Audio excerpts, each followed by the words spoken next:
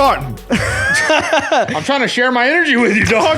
Rusting on. We're wizards. Hey, we started now. All No right, more cool. notes. What's up, y'all? What's up? What's up? What's Hey, poppin', y'all. dude? I probably said that 100 times. That is my favorite voice that you do. What's poppin', Joe? That is Hey, the how way- many seconds have we been in?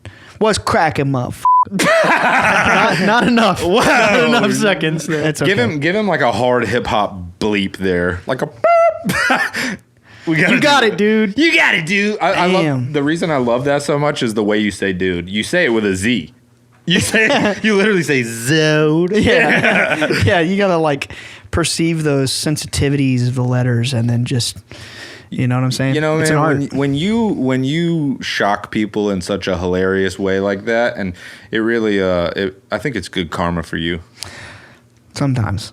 Sometimes I've had to rein it in, after, being a traumatized individual, sometimes I've went a little too far. But I've been present for some of those. yeah. But Not you, bro. Never you. But we're going to talk karma today. Karma. I think that karma is such a it's right up there with reincarnation. It's like understanding karma is one of those keys to truly understanding reality, nature, the psychic realm of consciousness, pure consciousness, energy. And it's like, let's simplify it before we really go into the complexities of the laws of karma and how they're perceived. Newton's third law, simple. Newton was a Rosicrucian. Matter of fact, I think he was the imperator, maybe not. Maybe that was Francis Bacon. But Newton was a high-level Rosicrucian, and he wasn't just a mathematician, bro. He was an occultist. He was an alchemist. And he came up with these laws of gravity. Oh, an apple fell on my head. Just like, Adam and Eve ate an apple. Right. There's symbolism there. Ah. And the third law, it's every force has an equal and opposite reaction. Mm-hmm. Just break it down in as simple terms as possible. You punch the wall is going to punch back with energy. Yeah. It's the same with energy and intention. Like if you put out a good intention, the universe is going to reflect that back onto you. It is so simple. And people who don't understand that, I don't get it. I don't understand. Like, you know what I'm saying? There's people that don't believe there are truly any consequences to anything in their life. I think that where probably a lot of people struggle with that kind of stuff is so many people want to know how things work and like why things are the way that they are. Yeah. You know what I mean? I was always one of those people. Yeah, which I think is why a lot of people latch on to organized religion because they have explanations, So I think it really comes from that. I think people that don't believe in karma are like, they're like, yeah, but like, how does that even work? Like, what does that mean? Yeah, like I've talked to people about reincarnation before, and they're like, wait, but then that would mean there's like a limited number of souls. And it's like, first of all, you don't know that. Yeah. You can't prove that. Right. But there's evidence of pretty much every ancient tradition known to mankind talking about some form of reincarnation. I think the mistake there is that so many people believe that we are all individual souls. But once you realize, like, no, every soul is a piece of the big soul. Right. Like, then it's like, oh, right. The big soul. I like that. Yeah. I mean, that's how I think about it. Dang, dude. So that really got me, the big soul. It's like, you got to pay the troll toll to return to the big soul. And the troll toll, guys, is just a metaphor for life. You gotta get Damon. troll toll. All right. So our understanding of karma originated from Eastern traditions. It comes from Jainism, Buddhism, and Hinduism, and then Jainism. It's like an offshoot of Hinduism. Oh. And I don't know much about Jainism and what they believe, but it's like a real recognized religion. There's still temples today. Huh. And I don't know about that. in simple terms, by the way, I got a lot of this, pretty much all of this information. This is the 12 laws of karma. It's just an established knowledge, but just for quick little, like, concise bulletins. I pulled this from a website called www.beinghappybuddha.com. So I just wanted to do the right thing and like give the source where I'm reading this from. Yeah, for sure. Karma equals action. One can think of karma as the spiritual equivalent of Newton's law of motion. I've been saying that the whole time, like for years since I've been coming on to karma, but then, it's described the same way. Yeah. Coming around to karma. What are y'all smiling at? Hey, look, we just, We just locked eyes for a second, bro. Okay. Can I pretend to be serious? I'm sorry, dude. I'm sorry. Me and Alex, sometimes I get lost in his eyes, man. I get all giggly. Sorry, bro. What you're saying is dope. For every action, there is an equal but opposite reaction. When we exhibit a negative force in thought, word, or action, that negative energy will come back to us. Good thoughts, good words, good deeds. Yeah. Everybody, come on. I mean, look, it's like we have all observed karma in action in our lives. Like it always happens. I find that like negative karma is more vicious and like quicker. Like more. That's in quicker. the laws. That's in the laws. Is it really? Yes. That's one of the laws. And no way. Yeah, but it's the opposite. It's not. The law is not about how negative karma is quicker. Just to jump forward a little bit, the law is about how anything good truly requires sacrifice, which in these terms are patience. Wow. And the suffering to receive the reward. The sacrifice is just. It's noble. You are sacrificing yourself as opposed to something else, which would be the negative karma, right? Remember we talked about, like in the Valentine's episode, the spilling of blood is like a spiritual combustible. That episode was like a fever dream to me. Yeah, honestly it was. Yeah. No, I'm playing. No, yo, that's really, really, really beautiful. That's so like prolific that it takes time. It takes patience. Like a tree, bro. Like fruit. Like it takes all these years for that acorn to blossom into the tree, you know? Oh my God. And it's good for you. Whoa.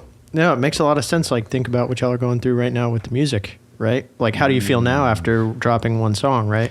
Great. You know? Exactly. Great. It's A the lot work. of pressure relieved. And is it the fact that the song is out, or is it everything that took to get the song out? Yes. Right. It's not the fact that the song is out. It's the journey of 15 years of. Wow. That's a fantastic example. And then Alex. another example that I immediately go to is like my family. For 16 years we've suffered. Yeah. And now all this incredible stuff is happening, and it's like it was worth it.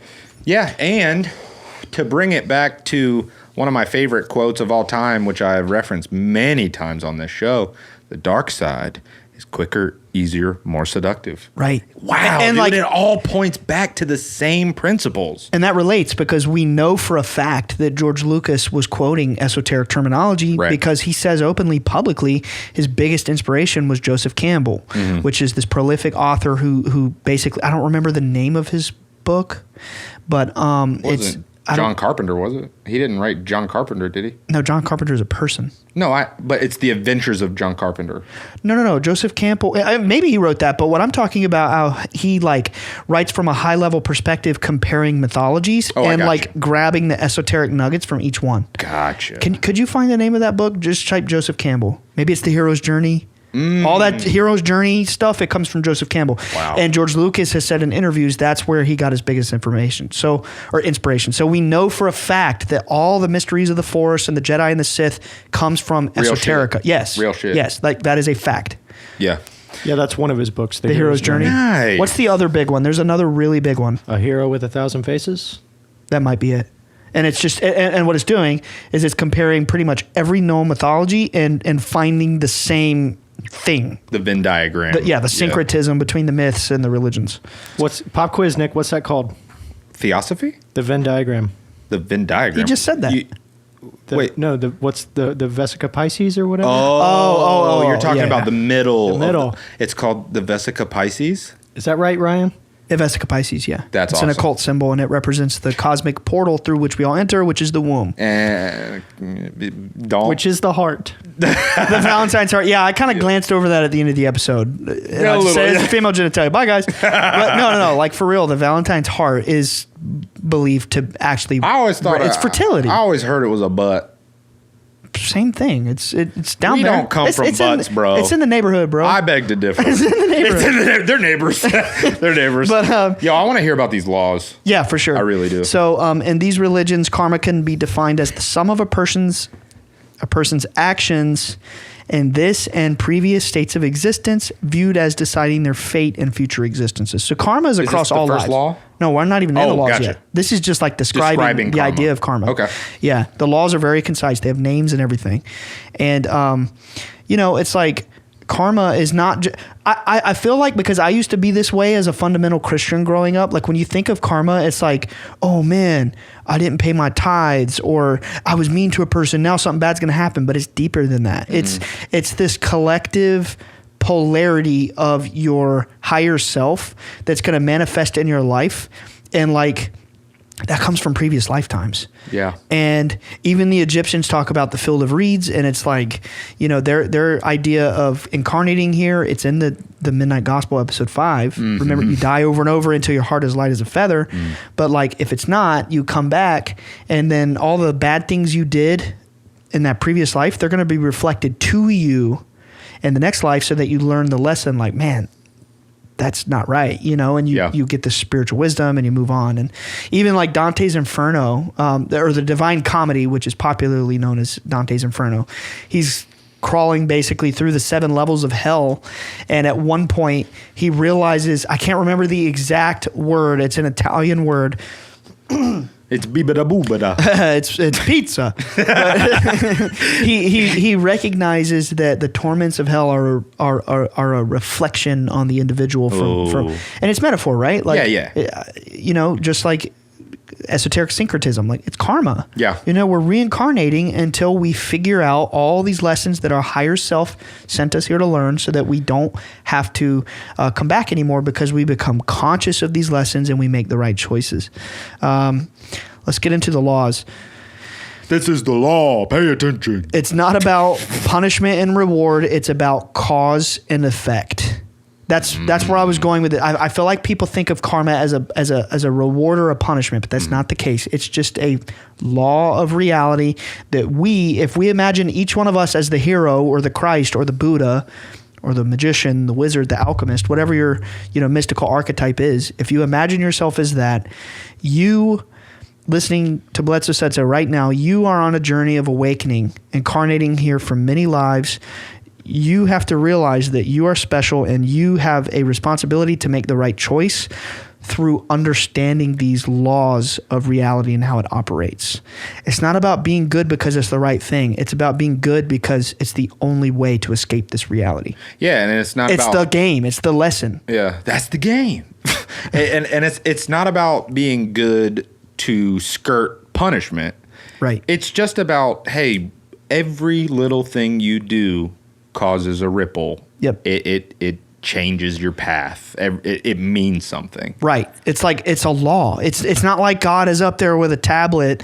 You know, maybe now in 2023 he has an iPad or something fancy, and he's like, God. You know, I know 2,000 years ago they didn't have iPads, so God probably had a lot of stone tablets, but you'd imagine now, you know, maybe they're up there with computers and whatever. Shut up. It's not like that. They're not just having these databases of every crime you've ever bro, the Bible is described that way. Yeah, there's a judge who writes all this shit down. It's metaphor. All the information's in the cloud now. Yeah. They save it in like in Google Clouds and shit. You're like in the cloud. They're like, yeah, that one, and it's just like a cloud up in heaven, like one cloud that holds all the information. So, I've got something for you guys. Just thinking about this now.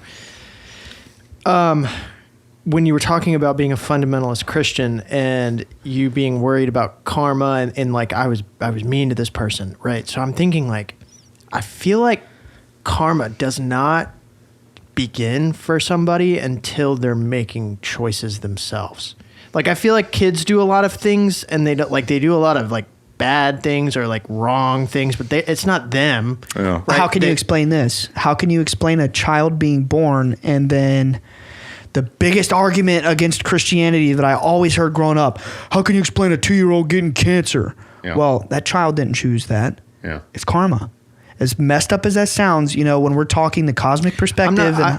I mean more like karma in one's lifetime and not like the generational soul cycle karma. But that's karma. Well, yes. No, I'm not saying it's not. What he is saying, what I think you're saying, Alex, is like, so if we all influence karma in some way, do small children who barely have the cognizance to be able to make a choice, are they still influencing their own karma even though they might not be grown enough to make cognizant decisions? Is that what you're saying? Yeah, like there's definitely layers to it, right? Like I karma's see that. like an onion, right?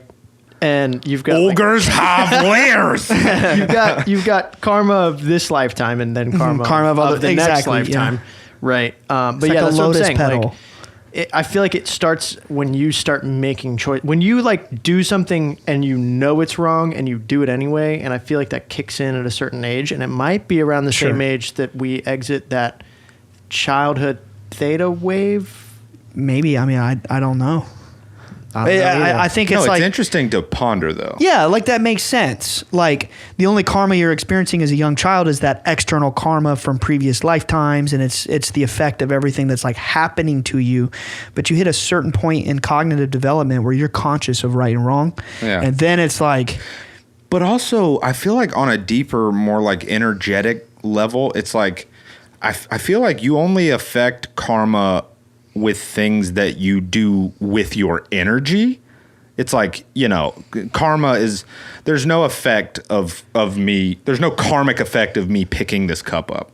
You know what I'm saying? Right. There's no karmic effect. But when you use your energy willingly, whether it be in a negative way or a positive way or whatever, towards other beings. that is when the karma Or starts to get towards momentum. yourself. Or towards yourself. And so I think that small kids, like, they're not in control of where their energy is going. You know what I mean? They don't. Right. They're not. They're not conscious. Yeah, they don't. They're even, not awake yet. They don't even know that, like, they don't even know that the other people in their life aren't just things that they're seeing. Like they don't even fully get the fact that, like, we're all separate people doing separate things, and like you're not the center of the universe. Talk to a 6 or 7 or an 8-year-old who just lost a relative, and they're not sad. They don't understand. Exactly. They're not conscious of these Right. things. So I think you're onto something there, Alex. Like, And sometimes they are sad, but I'm just saying I've seen children. Oh, I heard, Papa died. Right. And it's like, yeah, they they don't get it. Yeah. They don't understand. Yeah. I think both are true, but, Or they get it and they know they actually are the only ones relieved. that get it. No, I'm saying they know it's because they're so like they're closer to death if you think about Yeah. that they were just born and that being Right. born and like it's the same state. right. So maybe they are the only ones that do get it and are like, oh, you shouldn't really be sad. And that's why you have all those like instances where, like, at like funerals or wakes or whatever, kids will be like, "There's Papa," and it's like pointing at nothing. You know what I mean? I think you're onto something. Yo, there, Alex. quick story real quick, and then we'll get back to karma. I have a cousin named Stephanie. Shout out Stephanie. Shout out. And so she's, she's like older than me, and so she's in her 30s. And 30 plus years ago, we're talking 1980s here. She's like 4 years old.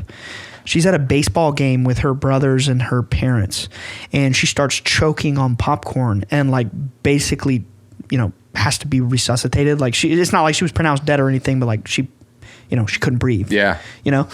And she comes back, and when they go to her house after that emergency, like crisis moment where she's like can't breathe, and she, you could say it was a near-death experience. Yeah. She goes to their house, and she sees some photo that was up of her grandpa that she had never met, who was long passed away. Right. And she's like, "Oh, there's Papa. He was with me at the ball game." Like children they're definitely closer to things. Oh, no doubt. Yeah. So yeah, I think you're onto something, Alex. Yeah, for sure. Oh, I like my phone. This story very similar to that. It's not about punishment and reward. Hold that story. It's not about punishment and reward. It's about cause and effect.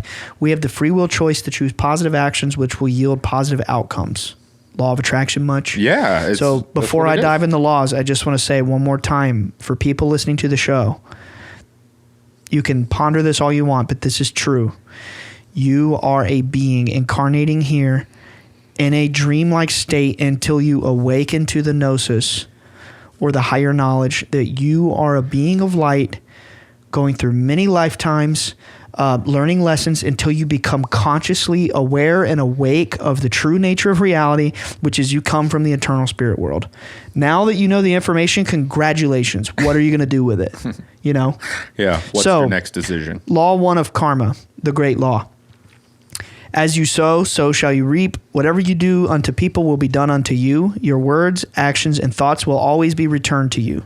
To receive happiness, peace, love, and friendship, one must be happy, peaceful, loving, and a true friend. Thoughts? Yeah, facts. That's my thoughts. Facts. That's Facts, straight. that's That's straight facts, man. Like it's the golden rule. Yeah. It's literally the golden rule. Like, Good thoughts, good words, good deeds. yeah, And that's just law 1. yeah. It's like be chill, bro. Yeah. That's rule. That's the first law. Be chill, bro. But but it makes perfect sense. Like, I've always tried to be that way. I've always tried to and nobody's perfect, and people have negative emotional states that sometimes, if they're not aware enough, they can be out of control. Yeah. But it's like I've always, because of everything that happened to me and seeing the lights at such a young age, I grew up a Christian. I always believed in God. I always believed in angels and all that stuff. But then seeing the lights, I was like, damn, there really is something out there. It must matter, all this spiritual shit. And that's why I've devoted my whole life trying to figure out, at least find my own understanding of it. And it just makes so much sense to me. If you want a good life, if you, law of attraction, whatever, you gotta give a little bit. You can't sit around like a negative fucking complainer and just complain that nothing ever goes your way. You know what I mean? Yeah. Casey recently showed me this awesome documentary called Stutz, and it's a documentary that Jonah Hill made about his therapist. And his therapist is basically the most no nonsense, straight to the point kind of therapist on the planet. He's he hates the fact that most therapists are just and how does that make you feel? He's no. I want people to come in and on my first session have something that they can go and do immediately. And the thing that he says is the only way to get to a place where you can start working on yourself, which is out of that depression, out of the complaining, out of stuff like that. And he says, go and reevaluate the way you treat people in your life. Yeah. Because you start treating them well, it's going to start coming back to you. I believe that the conscience, I don't mean consciousness, I mean strictly speaking the conscience. Jiminy Cricket. Jiminy Cricket. I was going to go with that. What does he say? Let your conscience be your guide. It's following the star. I believe that the conscience is a spiritual mechanism put into human beings so that we have an inner voice to follow. It's intuition, gut feeling, whatever you want to call it. It is the inner voice that shows you the way. Imagine the Magi following the star in the desert, and then they find Christ at the other end of the star. Yep. It's the same for the conscience. And I believe when you follow your conscience, every single time that you do, you are... you could, metaphorically speaking, you are paying off your karmic debt. It's people, well, how do I get rid of negative karma? I think that's how you do it. It's the conscience. Yeah. No, man, I fully agree. Your conscience is your higher form. And it's it's just whispering to you, yo, do this. And, it's kind of funny when you think about it, because to us, we're oh yeah, obviously I'm going to listen to my gut. I'm going to listen to my conscience. Why would I not? But I feel a lot of people go against their conscience most of the time. Right. That's the problem. Yeah. That's the problem. It's people wild. have no conscience. And the far end of the spectrum of that, sociopaths. You're right. You're right. It's a spectrum of people, but I have people in my life that just make just crazy, terrible decisions, and it's are you not listening to your inner voice? Is there no inner dialogue? Are you not listening to your heart, your conscience? Yeah. That's profound, man. Jiminy Cricket, Pinocchio's conscience, he lived in his heart. But think of this. Think about it like a metaphor. Like I said earlier, we are all the hero of this cosmic story, each and every one of us playing out our own unique, beautiful part. And when you become aware of that, you're like Neo. You're the one. We're all the one. You're like the wizard, the alchemist, the magician, whatever. I think the metaphor of we are all the Magi following the star to find Christ, but it's really following your conscience, living this peaceful, noble life of just trying to do the right thing. That's Christ consciousness. Facts, bro. I can't wait to hear that next law. All right, let's do Feed me. The law of creation. You attract what you are, not what you want. We have to take action. Life requires our participation to happen. It does not happen by itself. We are one with the universe, both inside and out. Whatever surrounds us gives us clues to our inner state. Surround yourself with what you want to have in your life and be your true self. That's how you explain manifesting right there. Yeah. Because you explain manifesting and people are like, you can't just sit on the couch and wish for what you want. That's the law. You start doing it and it comes to you. Right. Sorry, passionate about that one. No, dude, no, don't apologize. It's That's true. facts. You're spitting facts right now. And also, what else does that sound like? You are the company you keep. Yeah, You know, it's true. you are the art you consume. You are the whatever you are inviting into your being is going to eventually. It's like your inner state is a reflection of the outer world. Bro, you are what you and eat. vice versa. Yeah. You are what you eat. You are literally what you consume. Like, Yeah. it's not literally food. But not it's like just food. It's what you everything. fill yourself with. Like, you are that. Yeah. And when I was in school, I always tried to. I was a troubled kid going through this crazy ass shit who struggled to function at a normal level with a really high ability. And by the 9th grade, finally, I started being put in like the upper classes, like AG or whatever we called it at our school. Yeah. Honors and AP and all that stuff.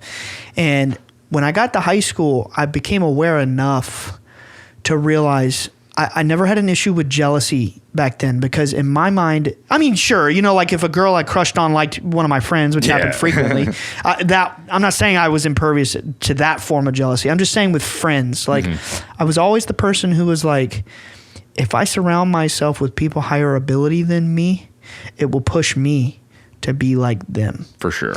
And like always surrounded myself with you, who was really musically talented, or surrounded myself by my friends like Chris and Alex, who, shout out Chris and Alex, they were two of the smartest kids in school. And I got better grades to hanging out and just listening to them talk about homework. It made me want to try. And then by the end of high school, I had a 4.0 GPA, you know, and it's like, you are what you surround yourself with. For sure. You know? Anyway. Their energy affects you. That energy affects you. Not saying you're not smart. I'm just saying that wasn't your thing. I Grades was not your thing. I think I graduated with like a 2.9 or something. Yeah, like you that. beat me. My by friend about a Chris was point. number 2 Really? ranked in the Yeah. school. He was a salutatorian, and then Alex had the highest IQ in the school. He was literally IQ tested They're as both a child. like geniuses. They're very smart people, and like just being around them made me want to. You know, it made me want to try. And then being around Nick, the first day I go to his house, I was like, I'm a drummer now. You know, like always just surrounding myself. I used to really try to like cling on to like, oh, I'm a smart guy, but my life has been so good since I finally was just like, I don't care about being be smart. yourself. I just want to be me. Yeah, like I don't care about that. So that law reminds me of a something somebody told me to make it really materialistic, right? If you are the wealthiest one in your friend group, you need a new friend group. And that's applied to everything, honestly. Everything. Yeah. It's not just money. And Right. it's not like fair to say that it has to be that way. You know, like it's okay to not. Yeah, I'm just saying, like I'll kind of tailor this, and this statement is tailored towards people who want to make more money, right? It's not like if you're happy with where you are, you're happy with where you are. But Right. this is There's exclusions to everything. right, For sure. right. Yeah. But I think it all is kind of in the same law. Yeah, Yeah. for sure. It's like, take action. The company you keep should be good, motivating people. And anyway, the next law, Father. the law of humility, one must accept something in order to change it. If all one sees is an enemy or a negative character trait, then they are not and cannot be focused on a higher level of existence. Run that first part back. One must accept something in Right. order to change it. I'm Right, saying it okay. louder so you get it. Yeah, that works. No, I get it now. I just wanted to remember that first sentence. You have to accept something before you change it. That's the first step in addiction recovery is like, most people Acceptance. are in denial that they have a problem until they admit it and accept it. Who wrote this shit, man? Just Sages and shit. I don't know. just laughing. Yeah, but it's like just you have to you can't be in denial. That's the ego. That's what the ego wants. It wants you to ignore everything that is actually wrong, and it tricks you into thinking that you can just plow through it and things will be better at some point, and you can just keep ignoring it. Not true. You got to acknowledge it, accept it, then you can fix it. And then again, the other part of it, don't just focus on the negatives. Yeah. You can't sit here and just focus on every negative thing that's happening in your life. You can't sit here and complain. And it, if you do, all you're doing is you're just feeding your ego to think about it like this. The brain, I'm going to use my pretty much worthless $60,000 psychology degree for just a second. The brain has these things called myelin sheaths. What? And they are like the covers that go around the axons and the neurons in the brain. And it's like proven science that when you do something regularly, some sort of habit, even a hobby like playing music, that's why rehearsal and practicing technique is important. Anything you do regularly, the myelin sheath surrounding these neurons and axons in your brain is like kind of like a muscle, and they become stronger and stronger, which, by the way, that's why mushrooms are so impactful, because this like a boom, it's like fireworks lights up in your brain and all these connections are strengthened from the mushrooms. But anyway, if you're going to consciously focus on negativity and complaining and fucking moaning about every bad thing that's going on in your life, and believe me, it's the easier path. Oh yeah. You're strengthening those connections. You're consciously choosing to strengthen those connections in your brain. But you know what's so funny? Like you're saying right now, the more you do it, the easier it gets. Because those connections are so strong. That's what I'm saying. So like if you'll have to force yourself at first to do the right thing, and that's a wizard, bro. It is you're aware of this higher knowledge, which is not simple. It's the hard path. It's the straight and narrow, as the sages of the past, like Jesus or Buddha, would say. But it's the conscious path. It's the enlightenment path. You have this knowledge. What the fuck are you going to do with it? Yeah. You put it into action. Think of yourself like a wizard. You're a superhero. You're awakening. You know how to change your life, and it's through focusing on positivity and forcing those connections to bloom. It's like magic. It's you can think about it as psychology. It's affirmations. You're rewiring the brain consciously. You know what? For some reason, these 3 episodes that we've just done, we keep comparing ourselves to wizards, and we keep comparing our listeners, everyone, to wizards. We should have a shirt that says like, "You're a wizard, Omi." I like that. That's funny. That's good. I like that. Feed me the next law, Father. The law of growth, number 4. Wherever you go, there you are. It is we who must change. Oh, this one is so important. I've been saying this for years, and it's just, it's just something that I felt. And I'm pleased it's an actual law somewhere. Wherever you go, there we are. It is we who must change, and not the people, places, or things around us if we want to grow spiritually. Ooh. All we are given is ourselves. That is the only thing we have control over. When we change who and what we are within our hearts, our lives will follow suit and change too. You know what I get from that? You ever hear the phrase, and I think I'm going to say it wrong, but like your demons follow you? Yeah. So, or they're on your back or whatever. Right, yeah. I mean, I've had like friends who, like, every time there was something going wrong in their life, they would be like, "I'm just gonna move. I'm gonna move somewhere else. I just need like a change of scenery. I'm gonna go try to get a different job," or like something like that. And it's just cyclical, just the same shit, different day, just keeps happening. And or relationships. Oh yeah, good point. No, shit doesn't change. Oh, dude, one of my favorite quotes. Shit don't change till you wipe your ass.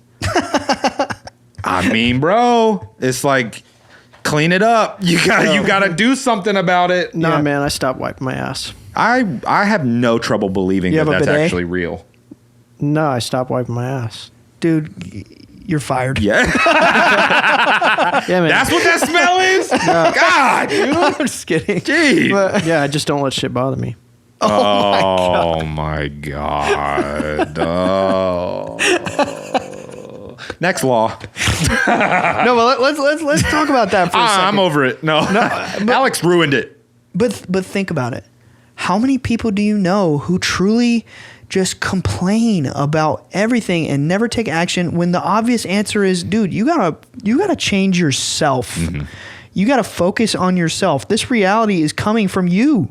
I feel like so many people don't want to even approach like changing themselves because they won't even engage with them. They don't even know who they are. And so like the thought of... Yeah, they're on the first law, the acceptance thing. They hadn't even got past that.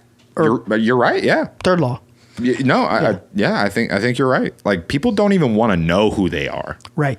It's scary. It is scary. I sent Ryan's, not to derail, but I sent Ryan something the other day, and it was this guy going around guerrilla interviewing people on the street, cool. People our age, and he was like, "What is there anything scarier than spending time alone with your thoughts?" And all of them were like, "No." Yeah. And then until this one guy, he was like, "Yeah, artillery weapons."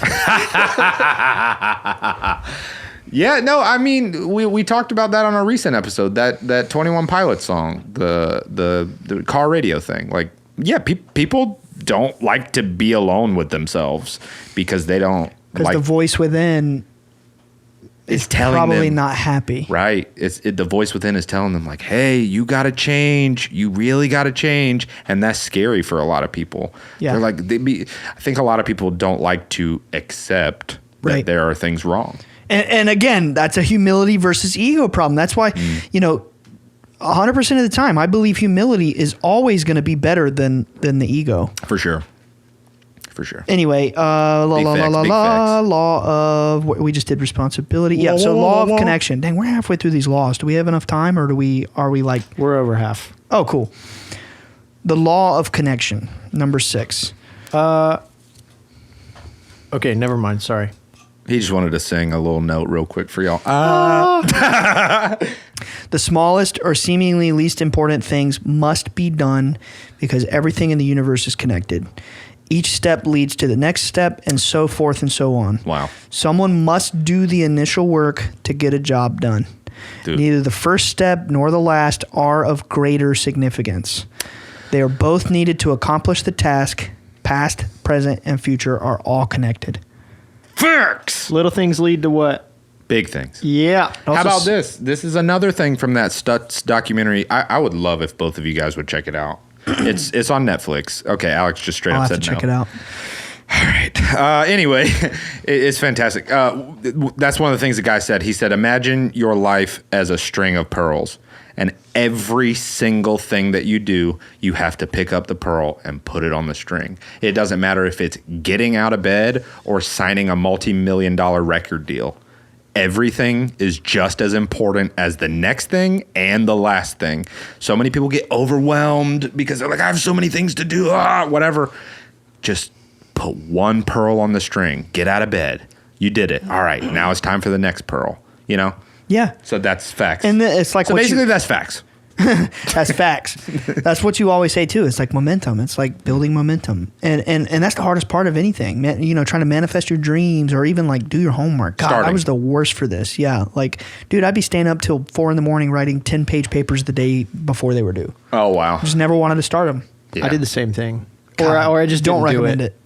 I stayed up all night one time for a project. Writing essays? I did it many times in college. Many times. Did not go back to sleep. Went right back into class. Whoa. Many times in college. And I got to tell you, man, like it's not the way. Writing essays was literally like the one thing I didn't mind doing in school. I always liked it. Well, I'm talking about psychology research papers about the most boring shit. And you have to have all these sources, and it's like 10 pages, and it's like due the next day. Listen, dude, that was traumatizing. Listen, bro, I did like a year and a half of college, okay? I get it. I still have nightmares about that.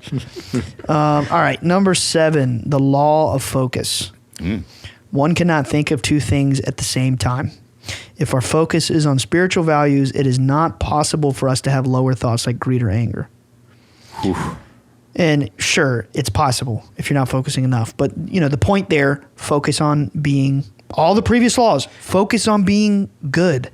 And I think it's also saying if you're focusing on multiple things, you cannot possibly be completely focusing on one thing. My Sifu, back when I was deep into Kung Fu and learning the mysteries of Wing Chun, one of the things he would always tell me is you cannot serve two masters. You can fully dedicate your life to Wing Chun, or you could be good at other things too and be okay at Wing Chun. And what did I do? Well, I ended up eventually leaving the school. Not because of that, but external forces. But it's true. What are you laughing at? The way you told that story. Yeah. So what did I do? I left. I left. Yeah. Unconnected to that statement, but Right. it's true. You know you can't serve two masters. But No, you're right. No, you're right. It's like, I struggled with that a lot in life for like probably a decade straight. I was like, I don't know what I want to do. I don't know what I want to put everything into, basically. And nothing ever happened because I would never put all my eggs into one basket. Which, by the way, I love this Kobe Bryant quote where, everybody always says, never put all your... Oh, I know it. You know it? Kobe. Let's just let that sit for a second. Let's just... Okay, thank you for your input, Ryan. I love you, dude. I appreciate you. You're the best. Thanks, man. Anyway, let's glaze over that. No, you know, everybody always says never put all your eggs in one basket. Kobe Bryant said, no, I'm going to put all my eggs in one basket, and then after I'm done, I'll go get more eggs, and I'll put them in another basket. Like, it's like you can't do two things at once, but you can master one thing at a time. Yeah. And like, there's no reason that after you master one thing, you can't go and master another thing. You can only master one thing at a time. Exactly. So that's pretty dope, dude. You know what I'm saying? Let's get to number 8 now. The law of giving and hospitality. Ooh. If one believes something to be true, then something in their life they will be called upon. Oh, I read that wrong. If one believes something to be true, then sometime in their life they will be called upon to demonstrate that truth. Here is where one puts what they claim to have learned into practice. And I can't say much, but that's popping off of my family right now. Wow. That's another thing that kind of goes back to like, with great power comes great responsibility. Like being responsible for the path that you're on. Like you do have responsibilities to do things. So like, well, I guess what that's saying is like, if you are fortunate enough to find whole truth within something, it's your responsibility to do something with it. Well, not only that, but karma will put you in a situation to demonstrate it. You know what that makes me think of? When the Bible talks about getting persecuted for your beliefs, and that when you start on the path of this religion, you're going to get tested. And what are you going to do when you're tested? Testify. Come up in the spot, look at extra fly.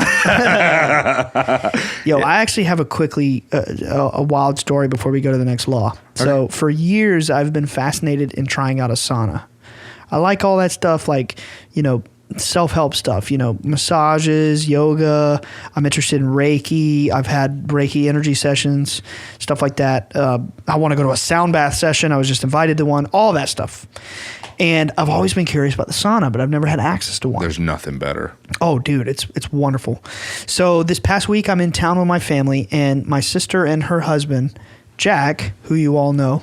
Shout out. They invited me to go to their gym on a 3-day guest pass. And I'm like, cool, yeah, let's do it. Found out they have a sauna there. I'm like, let's go. For years, I've been so curious, internally, like just, I really want to try it. And I get in there, and after exercising, I'm on my phone in the locker room for like 10 minutes, and people are just walking in and out of the sauna. And I'm like, I'm just not ready to get in yet. And I had hurt my hand, and like on the pull-up bar, they had these, textures in it that like ripped my skin open. So I was done working out, and I had an excess of time. So I was like, I'm not in a rush. Anyway, this old man walks into the sauna, and it was like lightning struck my gut. And I said, sir, can I get in with you? Is that okay? And I was like, I guess like really quickly my mind processed, like, I don't want to allow this guy to step in and then me like mess up his session and just like come crashing in 5 or 10 minutes later. Sure. So I threw my phone down, I threw my stuff down, and he was like, yeah, come on, it's okay. So I got in there. And believe me, when you're in a sauna, you're counting the minutes. Yeah. So I'm looking at my phone. It's my first time ever. I was only going to do like 20 minutes. Was it a dry or a wet sauna? Dry. Nice. And I'm in there 7 minutes at this point. And before, you know, we just sit down and I just try to be really friendly and accommodating to people. And I'm like, and he's an old man too. And the last thing I want to do is be, you know, within inches of this guy and just be blasting stuff out of my phone. So I said, sir, is it okay if I play, you know, stuff out on my phone? Is that going to bother you? He said, no, it's okay. I got my headphones, so I'm not going to hear what you got going on. Mm-hmm. And I'm like, okay, great. So he puts on his headphones. 7 minutes go by. He takes them off and he looks at me and he just starts talking to me. And he goes, young man, have you been hydrating before you came in here? And I said, yeah. I mean, I've been drinking quite a bit of water. And he goes, well, I don't see no sweat on you. My face is just sweating and it's hot as hell in here. And he's an old country dude. Yeah. And I'm like looking at my arms and I have these massive beads of sweat breaking out. And I'm like, I mean, I'm feeling it too, man. And he goes, well, 2 years ago, I died twice. And I was in a coma at the hospital for a week. And he just started talking very openly to me, unprompted. I spoke to him, say, can I come in and can I play on my phone? And then left him alone. He's like, I died twice. I was in a coma for a week. And, you know, when they always say that you hear everything around you and you're conscious of it, well, it's true. And I heard my son telling the doctor to pull the plug. Whoa. Because it was my wishes that if I was ever on life support, I don't want anybody to worry about me. I just want to go and just get it over with. And he said, but before they pulled the plug, I had dialysis from kidney failure and I had pneumonia and I was pronounced dead twice, but I had a vision. I had a vision that I saw a beautiful white light and it was God. Whoa. And it spoke to me in a woman's voice. And it said, Mr. White, I don't know his first name, but his name was Mr. White. It said, Mr. White, it's not your time to go. You have to go back and live a little while longer. Dude, my jaw was on the fucking floor. This guy has no clue who I am. I don't say it. I never mentioned anything. I'm sitting there like eyes wide open. Meanwhile, you know what I've been like going through this past week and just so many sightings with my family and all this crazy stuff going on. And he's looking at me, telling me this story. And I'm sitting there like, what happened next? What happened next? He goes, and shortly after that, it was like, they had to take the respirator out because I started gasping for deep breaths. And I came back and then he just starts telling me how like he survived, miraculously recovered. They're all in shock. He heard them saying they were going to pull the plug, and he told me that, you know, years down the road he bumped into somebody else, and he's talking to this person and telling them exactly what he told me about his experience seeing the great white light, and it telling him with a woman's voice, it's not your time. Whoa. And he said that guy said, well, Mr. White, you were given a second chance from God. What are you going to do about it? And Mr. White said, you know, tell my story. And that guy told him, every time you tell your testimony of that experience and God giving you a second chance, you're spreading God to the people. And that was profound because to me it was like what we're doing is spreading to the people. That's a hell of a story. Also, Ryan, this man telling you this story, which law of karma is that to you? I would say it was the one I just said, right? The law of the law of giving hospitality. Or attraction. Yeah. Or attraction, or if you believe something to be true, then sometime in their life they're called upon to demonstrate it. Or all of them. What are you, Alex, our teacher? Pop quizzing us? Yes. Come on, man. I know it's us versus I'm you. hot for teacher. It's a good song, man. Van Halen, baby. Yeah. But that's crazy. And in that moment, I believe that happened to me to show me, like, you got to keep doing what you're doing. Don't stop. Wow. You know, because I get caught up in the day-to-day of, like, the suffering of this, and it's just like, all right, putting this shit out on the internet. I hope it finds somebody. Yeah. But, like, I didn't really sit there and think that there is... Sometimes I don't recognize that there is a real transformative effect of us doing this and constantly giving this testimony of this. Because, like, let's face it, what's happening is true. Absolutely. And there's an energy behind truth. Yeah. Anyway. Dude, that's crazy.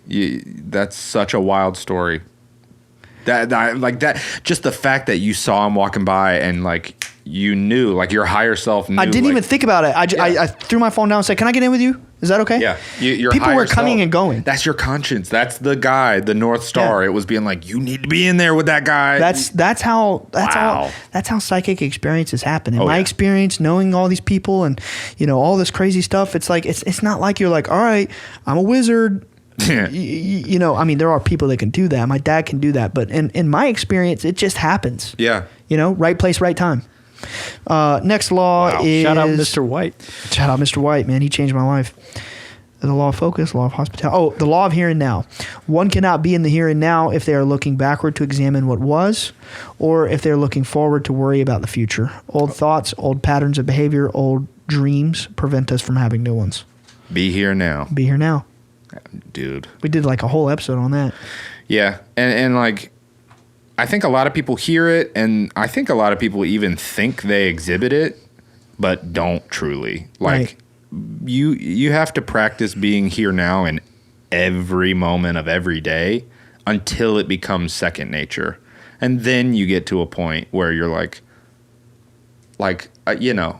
I'm not saying that I'm just excellent at this all the time.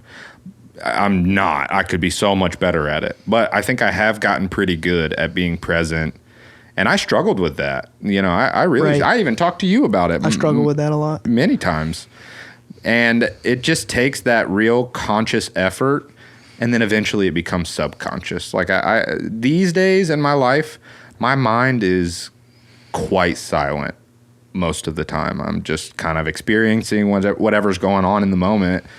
And I think that frees up a lot of space for psychic downloads. That's man. the point. Yeah, it really does. Yeah. It makes space and that was one of the chapters in that Rick Rubin book. He talks all about being present, being in the moment. It's making room. It's just meditation. It's clearing the channel. Facts. 10, the law of change. History repeats itself until we learn the lessons that we need to change our path. And that's true in every scale of reality, from the microcosm to the macrocosm. Karma from many lifetimes. You're gonna get stuck here until you finally become conscious of this and you take action. Shit don't change The till you wipe mystical your ass. path. That's why the mystical path. That's why all this stuff is so important. It's not because it's the right thing to do. It's because it's the only way to leave this place. Through many lifetimes, people can be ignorant about this all they want. They can be atheists. They can die. They're coming right back.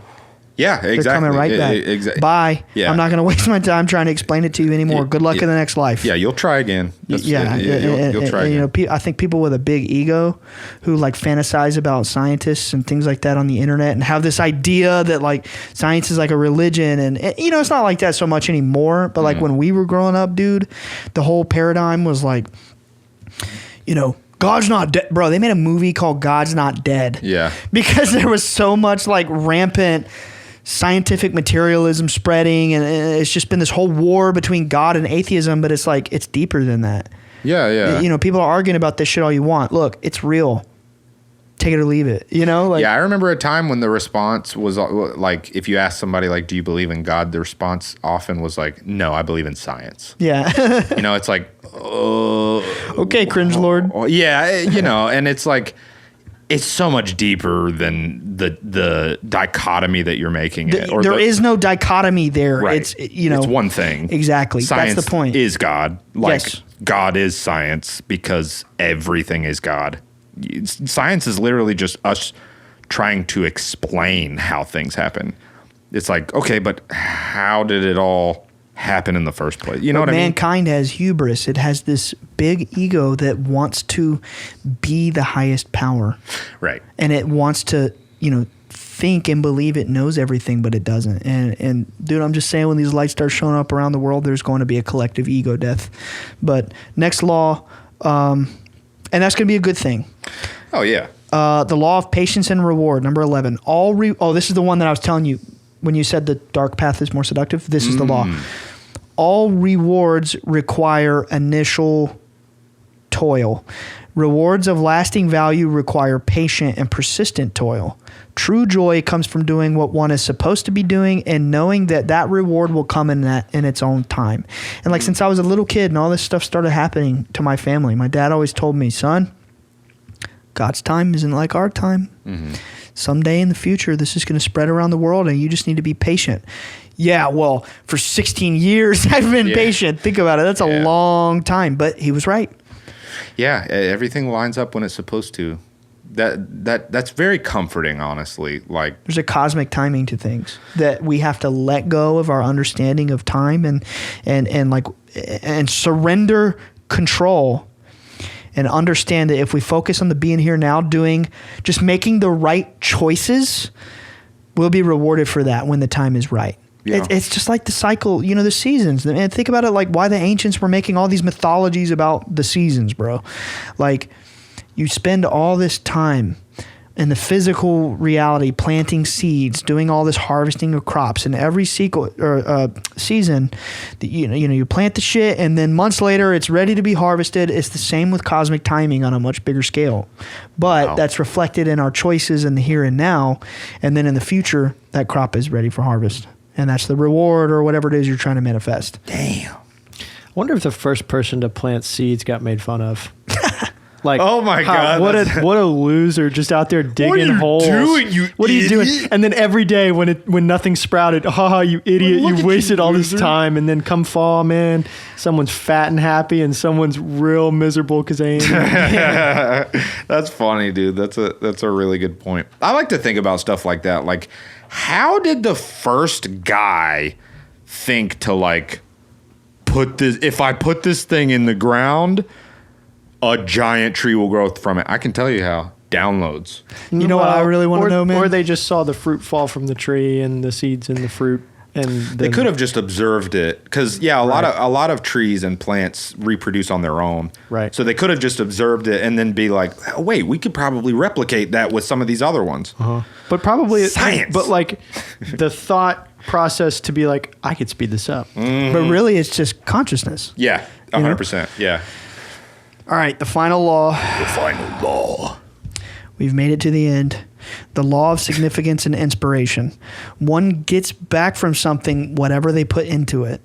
The true value of something is a direct result of the energy and intent that is put into it. Every personal contribution is also a contribution to the whole. Wow. Lesser contributions have no impact on the whole, nor do they work to diminish it.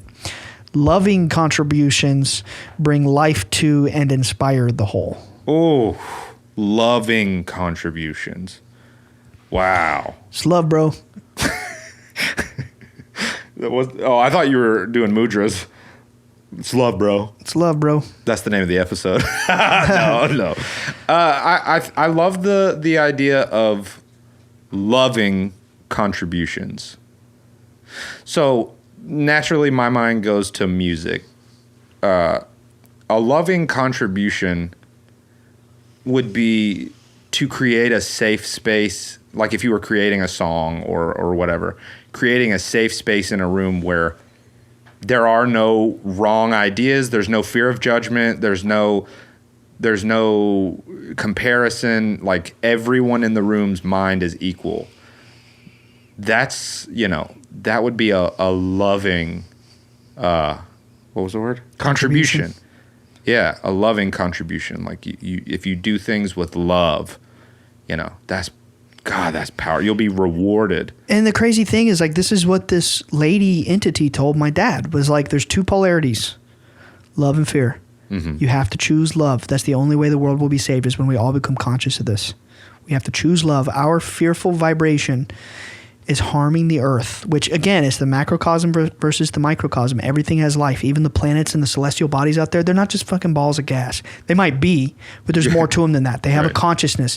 Just like the tiny little white blood cell in your body has a consciousness. It has a program from the highest reality to carry out its tasks. Mm-hmm. Same with the stars and the planets. Same with the galaxy. Same with the comets that pass through the night sky. Everything has an intelligence. And this earth has an intelligence. And we are linked to the vibration of that intelligence through our resonance of love and fear. And the lady warned my dad, it's fear right now, But the only way we're going to get to the age of enlightenment, the age of Aquarius, all that good lovey-dovey stuff, is when we choose to vibrate with love. It's not about what God you worship. It's not about what's your political belief. It's not about like this, all this just negative, constricting limitations on the mind. It's strictly about following the spiritual path, being conscious of how your actions affect the whole, and choosing love behind every choice. Oh, dude.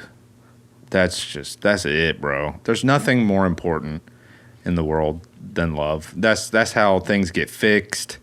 That's how we come together. Like it's all about love. And yeah, like so much of the world is just engrossed in fear, dripping with fear. We see fear everywhere. So many of us are born crippled with anxiety these days. Yeah. And that's from that fear vibration. We can beat it though, and the only way to beat it is with love. Be a wizard, dudes.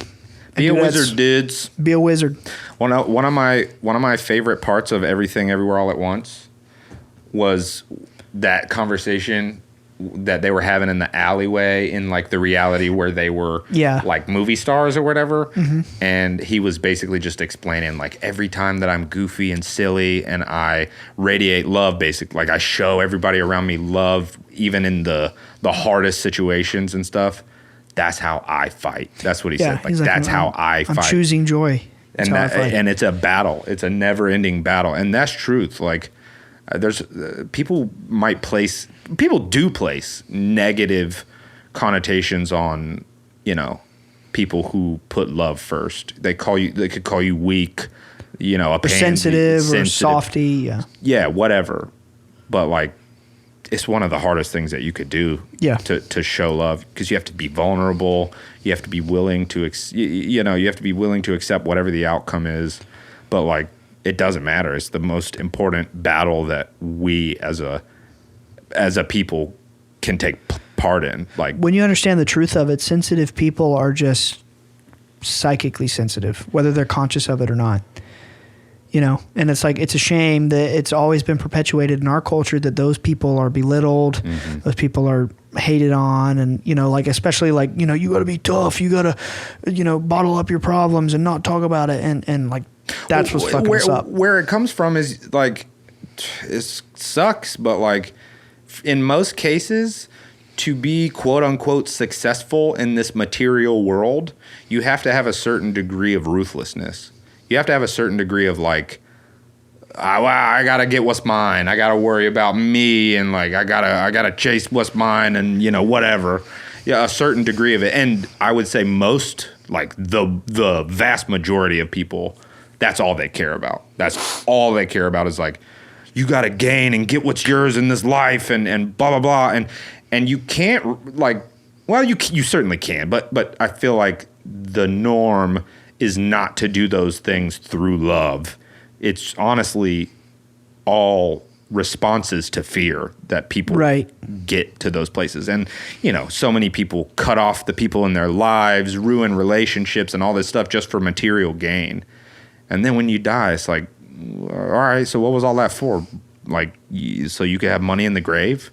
Like, what was that for? It's love. Love is the real fight.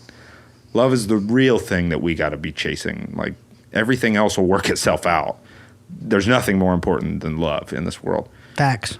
Facts, big facts, big facts. We out of here? Yeah, we're out of time.